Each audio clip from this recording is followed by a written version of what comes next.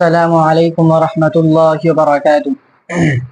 الحمد للہ وکفى والصلاة والسلام علی خاتم الانبیاء محمد وآلہ واصحابہ النجباء النبلاء، اما بعد فاعوذ باللہ من الشیطان الرجیم، بسم اللہ الرحمن الرحیم، ولا تہنوا ولا تحزنوا وانتم الاعلون ان کنتم مؤمنین، صدق اللہ العظیم۔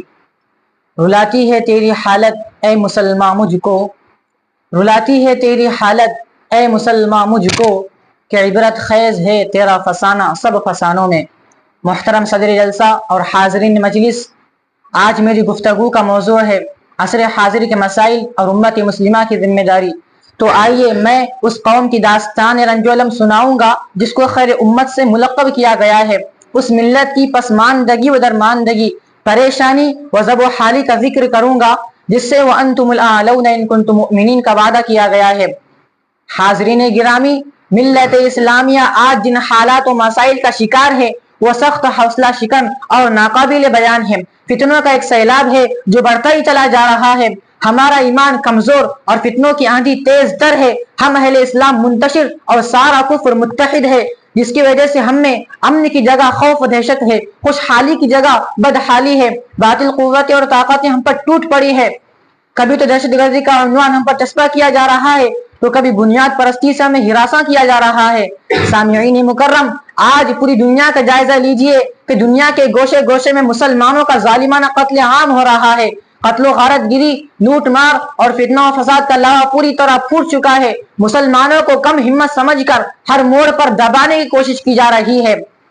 تیغیں چلتی ہیں تشدد کی فضا چھا جاتی ہے، تیغیں چلتی ہیں تشدد کی فضا چھا جاتی ہے، طوق و زنجیر کے شعلوں پہ بہار آتی ہے۔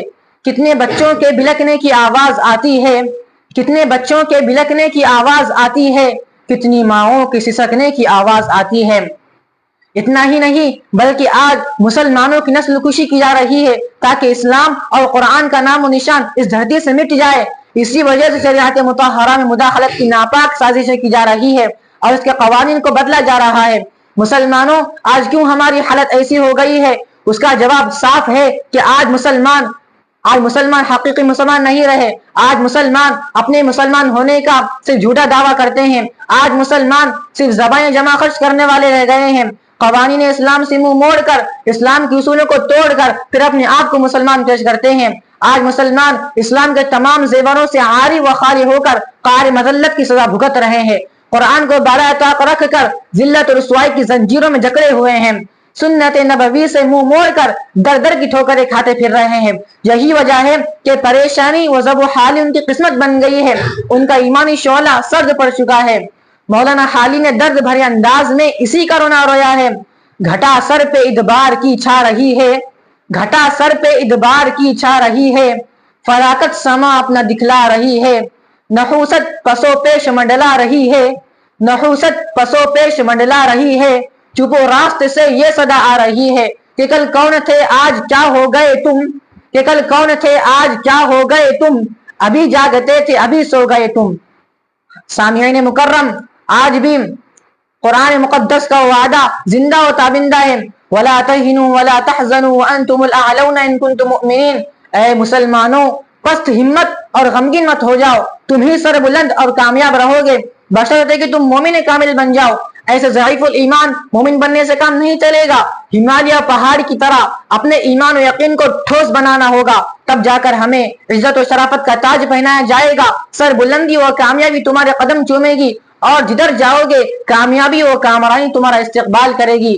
عزیزان گرامی، سرکار دو عالم صلی اللہ علیہ وسلم کا ارشاد گرامی ہے، لن يصلح آخر هذه الامة الا بما صلح به اولها، کہ اس امت کے آخری دور کے افراد کی صلاح و فلاح اسی چیز سے ہو سکتی ہے، لہذا پہلے لوگوں کی ہوئی ہے، اور متحد و متفق ہو کر لوہے کی تلوار کے بجائے اخلاق کی تلوار لے کر ظلم و استبداد، کفر و الحاد، ضلالت و جہالت کی گھٹا ٹوپ تاریکیوں میں کود پڑیں اور اپنے خلوص للہیت کی شجاعت اور اخلاق کی تلوار سے ظلم و بربریت اور ان تمام گمراہیوں کی دھجیاں اڑا دیں، تب جا کر ہمیں کامیابی و کامرانی نصیب ہو سکتی ہے۔